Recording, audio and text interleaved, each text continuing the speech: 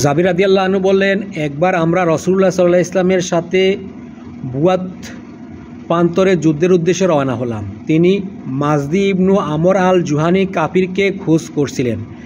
এ সফরে একটি উটে আমাদের 5 জন 6 জন 7 জন ব্যক্তি পালাক্রমে আরোহণ করত। তারপর এক আনসারি ব্যক্তি আরোহণের পালা আসলে সে তার উটটিকে বসিয়ে এর উপর আরোহণ করলো এবং তাকে চালালো। চলমান অবস্থায় উটটি তার উপর কিছু ধুলাবালি উড়ালো। ফলে সে রাগত স্বরে বলে উঠল, আল্লাহ তোমার প্রতি অভিসম্পাত করুন।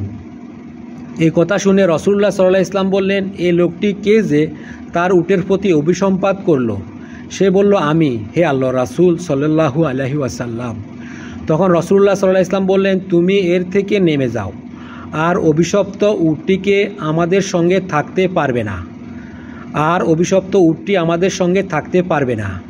তোমরা তোমাদের সন্তানদের উপর এবং নিজের ধন সম্পদের উপর বদদোয়া করো না। এমন যেন না হয় যে তোমরা এমন মুহূর্তে বদদোয়া করবে যখন আল্লাহর কাছে কিছু চাওয়া হয় এবং তা কবুল হয়।